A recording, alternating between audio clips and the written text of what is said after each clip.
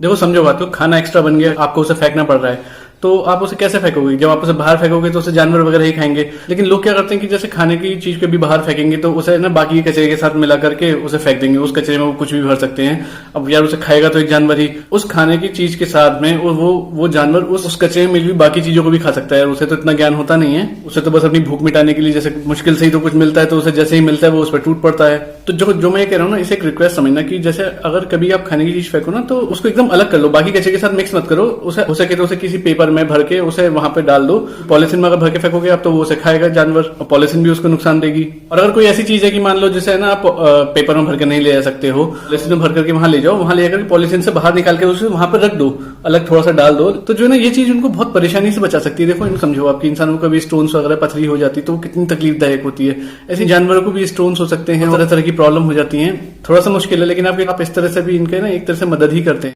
एक आदमी था जो काफी नास्तिक था और पूजा पाठ करने वालों को मजाक उड़ाता था कि क्या यार तुम ये भगवान की पूजा पाठ में लगे रहते हो, तुमने कभी भगवान को देखा है क्या? और ऐसे ही उल्टे सीधे प्रश्न पूछ करके उनकी आत्मा को दुखाता रहता था, उससे बड़ा आनंद मिलता था उसको। लेकिन एक बार क्या हुआ, उस आदमी ने विवेकानंद जी को अपने घर भोज पर बुलाया हुआ था। तो उसी वक्त एक ऐसा व्यक्ति आ गया जो भगवान को बहुत मानता था। स्वामी जी के सामने उस नास्तिक ने उस व्यक्ति का अपमान करना शुरू कर दिया, और जब उस नास्तिक को ऐसा करते हुए काफी देर हो गई तो स्वामी विवेकानंद से रहा नहीं गया, वो बीच में बोल पड़े। उन्होंने उस व्यक्ति के घर में लगी एक तस्वीर को देख करके कहा कि ये तस्वीर किसकी है? तो व्यक्ति बोला कि स्वामी जी, मेरे स्वर्गीय पिताजी की तस्वीर है। स्वामी जी ने कहा कि इस तस्वीर को जरा लेकर के आओ। तो व्यक्ति उनकी लेकर के आया स्वामी जी के पास। तो स्वामी जी ने फिर उससे कहा कि अब जरा इस तस्वीर पर थूक दो। तो उस व्यक्ति की एक पल के लिए तो भवें तन गई, लेकिन फिर अब सामने स्वामी जी से तो उसने कहा कि स्वामी जी, ऐसे ये तो मेरे पिताजी की तस्वीर है, मैं इस पर कैसे थूक सकता हूँ? तो बोले तस्वीर ही तो है, पिताजी थोड़ी है। बोले नहीं, इस तस्वीर में मेरे पिताजी में मेरे लिए कोई फर्क नहीं है। तो स्वामी जी बोले मतलब बात विश्वास की है ना?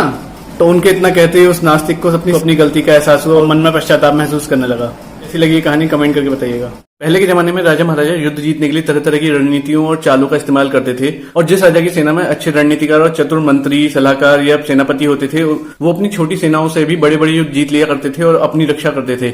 ऐसी एक चतुर राजा महाराणा प्रताप की सेना ने हल्दीघाटी के युद्ध में मुगलों के खिलाफ दिखाई थी। मुगलों की जिस सेना का नेतृत्व अकबर के सेनापति और आमेर के राजा मानसिंह कर रहे थे। मुगलों की सेना अपने हाथियों के दम पर दुश्मन सेना में काफी विध्वंस मचा देती थी, क्योंकि हाथी दुश्मनों को आसानी से कुचल देते थे। तो राजा महाराणा प्रताप की सेना ने क्या किया कि अपने घोड़ों के मुंह के आगे नकली सूंड लगा दी, जिससे हाथियों को लगता था कि ये घोड़े नहीं बेबी एलिफेंट है, और वो उन पर तुरंत हमला नहीं करते थे, उन पर हमला करने में झिझकते थे। और उसी बात का फायदा उठाकर घुड़सवार हाथियों को न सिर्फ नुकसान पहुंचाने से रोकते थे, बल्कि हाथी के पास पहुंचकर अपना काम भी कर देते थे। महाराणा प्रताप की सेना की इस चतुराई के लिए एक लाइक तो बनता है।